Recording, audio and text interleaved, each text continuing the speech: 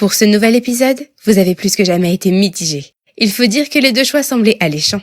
Faire confiance aux deux meilleures amies de Sacha, mais laisser Mélodie seule dans le manoir, ou emmener celle qui a su faire battre son cœur loin du manoir, en faisant fi des confidences de Clara et Lucille. Les votes ont rarement été serrés à ce point, mais de très peu, c'est finalement l'ancienneté qui a supprimé et prévaloir sur le coup de cœur récent. Et vous avez choisi d'écouter les meilleures amies et de laisser Mélodie pour sortir du manoir et discuter avec Clara et Lucille. Lucille ne me quitte pas des yeux. Je ne saurais expliquer exactement pourquoi, mais je me doute que le sujet dont elles veulent me parler, à l'extérieur, c'est Mélodie. Il y a un problème avec elle.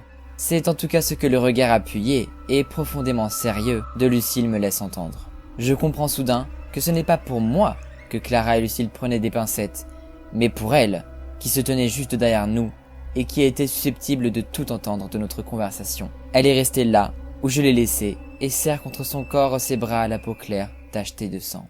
What do you want from me? What do you want from me? What are you wondering? Why do you know?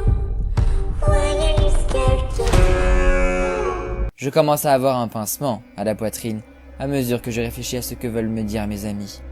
Alors que je me rapproche, Mélodie dirige vers moi un regard étrange, presque énervé. Le maquillage qui soulignait les contours de ses grands yeux a coulé le long de ses joues, lui donnant un air effrayant. « Mélodie, il faut que je les accompagne à l'extérieur. Lucille est blessée et... » « Non, tu ne peux pas partir !» Elle se met à nouveau à trembler de colère. « Victoria... Et Victoria ?» dit-elle en se radoucissant immédiatement. « On ira la chercher après. Attends-moi ici. J'aide Lucille à sortir et je reviens te chercher. Je te jure !» Je ne suis absolument pas certain de le faire et je me sens coupable de peut-être lui mentir. Mentir, ça m'est déjà arrivé, bien sûr. À mes parents, à mes profs, parfois à mes amis. Mais mentir de la sorte, jamais. Malgré l'inquiétude que mes amis ont fait naître en moi, concernant Mélodie, j'ai la sensation que ce n'est pas moi. Je ne suis pas comme ça. Elle me sonde des yeux et j'ai l'impression qu'elle lit en moi comme dans un livre ouvert.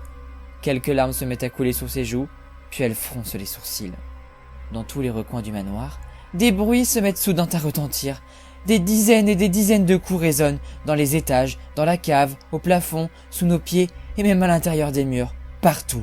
La demeure est la cible de lourds coups, comme si une foule s'était mise à vouloir la détruire, du sous-sol au grenier. Le vacarme est insupportable et nous déchire les tympans. « Sacha, au full camp !» me hurle Lucille, qui commence à s'enfuir en titubant, aidée de Clara. Sous la douleur, elle s'effondre à moitié au sol en lâchant une insulte. Putain. Je cours la rejoindre pour l'aider, et je remarque que face à nous, Mélodie n'est déjà plus là. C'est quoi ce bordel ? Vite, tirons-nous ! En 4e vitesse, nous traversons le salon. Le fracas qui retentit tout autour de nous est de plus en plus brutal. En tendant l'oreille, j'entends même quelque part les râles si caractéristiques de la fumée noire éclater. Nous progressons du mieux que nous le pouvons dans le couloir qui conduit au hall d'entrée. Sous nos yeux sidérés, les corps qui étaient étalés sur les sols sont maintenant fixés au mur, les uns à côté des autres. Je distingue alors une silhouette en train de disparaître à un embranchement, un corps calé sur l'épaule. Cette carrure, j'ai l'impression de l'avoir déjà entreaperçue au cours de la soirée. La vision est rapide, je me demande même si je ne suis pas en train d'halluciner. Le manoir change petit à petit. Une porte se met soudainement à s'effriter, laissant apparaître ce qui se trouve derrière.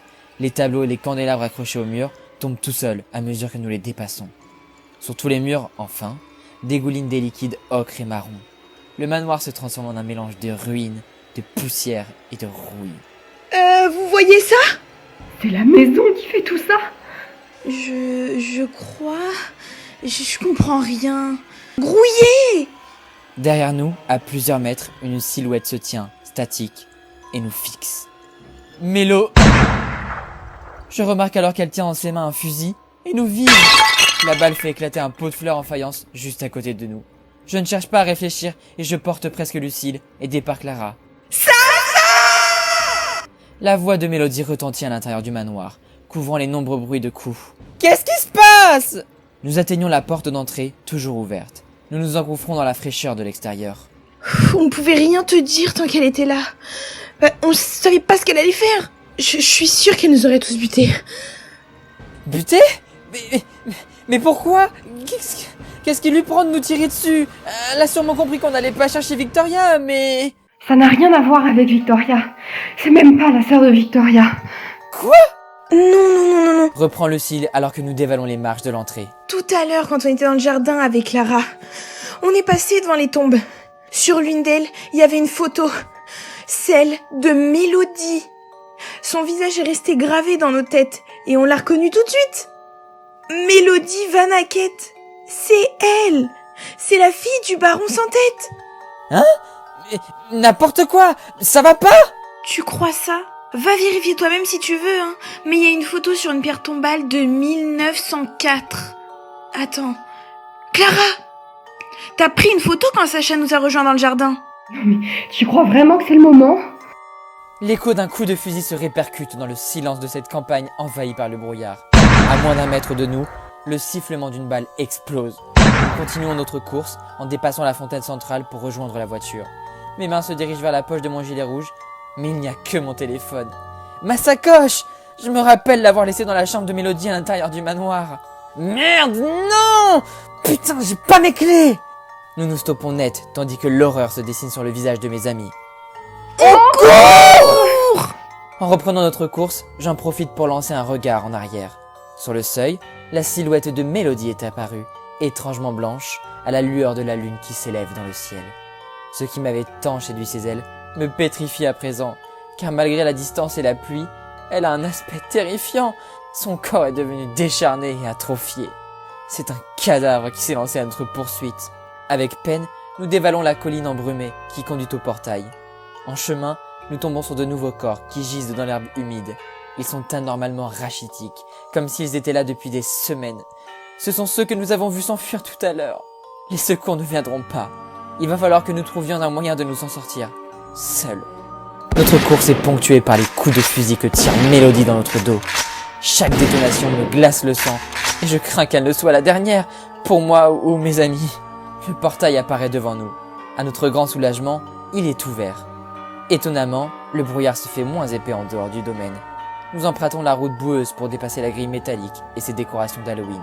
À peine sommes-nous sortis de la propriété que nous entendons le portail se refermer tout seul dans notre dos, dans un grincement assourdissant. Alors qu'il était absolument magnifique et rénové à notre arrivée, il nous paraît maintenant rongé par la rouille et envahi de plantes grimpantes. Au-delà, sur les hauteurs de la colline, le manoir nous dévoile dans la nuit son architecture inquiétante. À bout de souffle, nous prenons quelques secondes pour récupérer. Clara en profite pour sortir son téléphone et nous montre la photo qu'elle a prise. Dessus, nous apercevons les pierres tombales, visibles au loin, mais malgré le zoom, nous ne parvenons pas à discerner ce qui est écrit dessus. Pourtant, nous nous tétanisons à la vue de cette photo. À cause de cette silhouette qui se tient à quelques pas de nous, derrière la tombe, et qui nous fixe. Celle de Mélodie. Mélodie qui fixe l'objectif derrière nous alors qu'elle a disparu la seconde d'après. Tandis que nos yeux quittent l'écran, nous nous figeons pour la deuxième fois. Immobile, à quelques mètres de nous, se tient Mélodie. L'imposant portail nous sépare, mais elle porte toujours le long fusil entre ses mains. Son apparence est horrible. La belle jeune femme à la chevelure blonde parfaitement coiffée, à la robe élégante et au regard clair, a laissé place à autre chose. Au milieu du brouillard, c'est une créature à peine humaine qui a surgi. Sa calvitie laisse voir des taches brunâtres qui luisent sous les rayons de la lune. Quelques rares cheveux fins retombent sur un visage à la peau grise et desséchée. La créature nous regarde de ses yeux blancs vitreux. De sa bouche tordue, où s'est posée une mèche de cheveux poisseuse, sort un grognement inhumain. Tout était si parfait! Vous avez tout gâché! Vous avez tout gâché!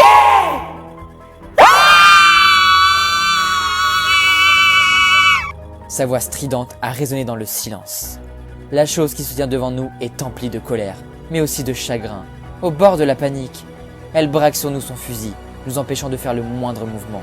Si nous tentons de nous enfuir, elle nous abattra à coup sûr. C'est Mélodie?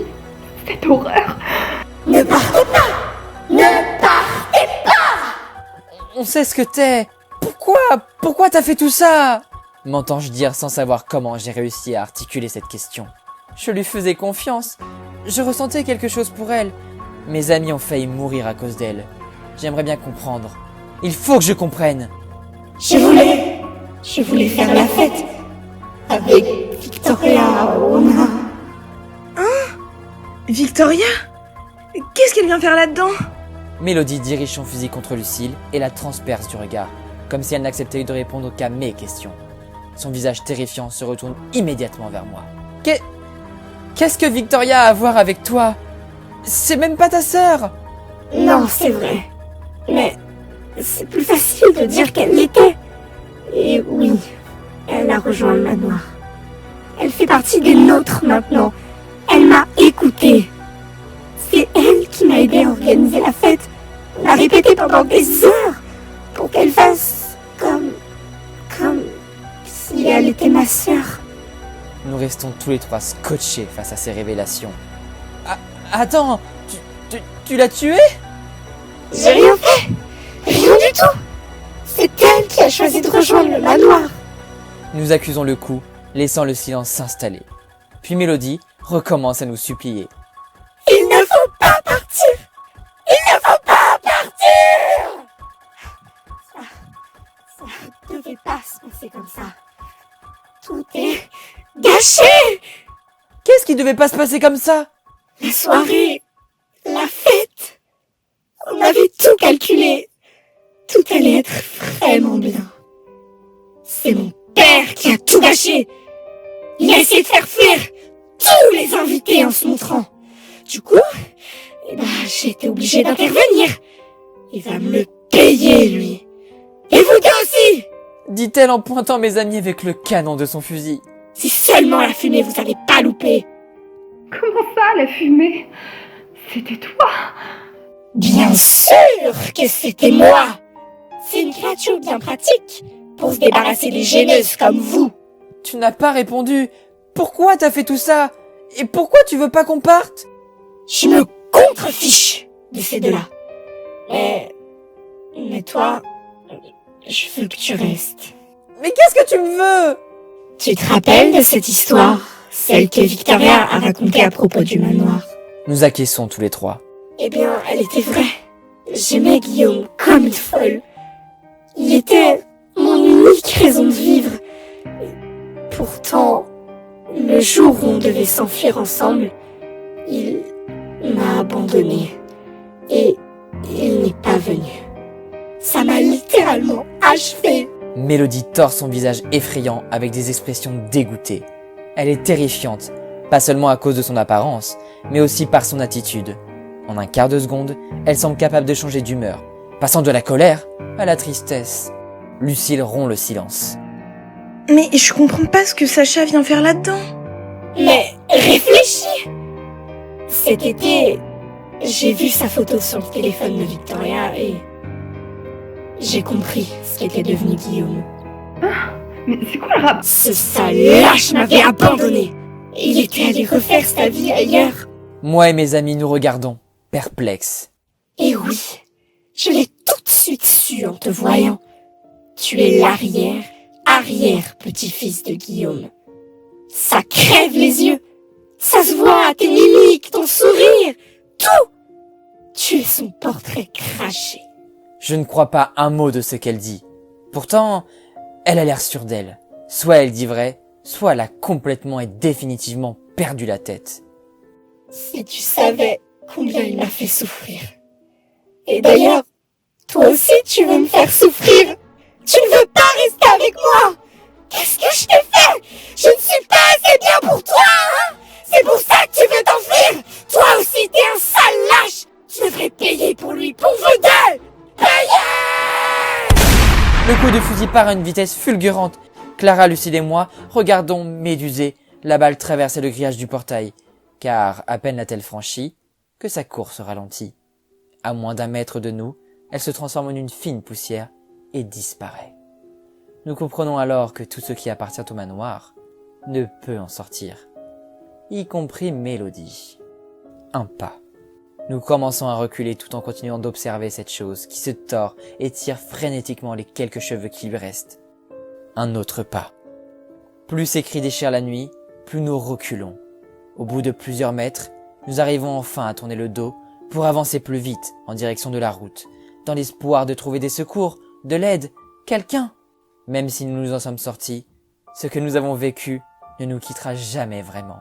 Nous entendrons encore, pendant de nombreuses nuits, les cris cauchemardesques que poussait depuis le portail Melody Van Hackett, armée de son fusil, tandis que se dressait derrière elle, dans l'obscurité brumeuse, cet horrible manoir, qui sera éternellement le théâtre de la nuit la plus sordide que nous ayons vécue, et dont le souvenir nous hantera à jamais.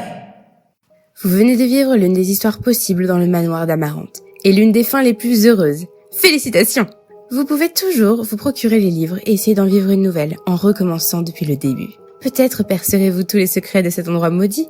Vous pourriez voir le retour de Victoria, assister à Mélodie qui torture Lucille et Clara, être témoin de la mort de Sacha enfermé pour toujours dans le manoir, le domaine d'Amarante avec les Van Hackett.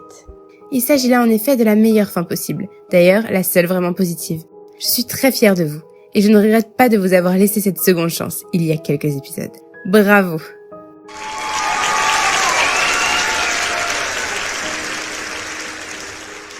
Je suis heureuse et émue d'avoir pu vous accompagner tout au long de ces mois d'aventure, aussi dangereuses, horrifiques et effrayantes que tendres, amicales et remplies d'entraide, de curiosité, d'amour. J'espère que les personnages de Sacha, Clara, Lucille, Victoria et Mélodie vous auront plu. Vous avez vécu leur histoire en cette soirée d'Halloween qui vire au cauchemar. Merci à vous, chers auditeurs, de nous avoir suivis, d'avoir, du moins je l'espère, réfléchi et tenté de voter pour le meilleur choix. Mais attention! Ne vous réjouissez pas tout de suite. Tout n'est pas encore terminé. Dans les prochaines semaines ou mois, sera publié un dernier épisode, bonus, où vous retrouverez tous nos personnages, peu après les derniers événements. Je ne vous en dis pas plus, je laisse votre imagination faire le reste, et vous dis donc à bientôt, dans quelques temps, pour ce dernier épisode bonus qui, je suis sûre, vous comblera. What do you want from me? What do you want from me? What are you wondering? What do you know? Why are you scared?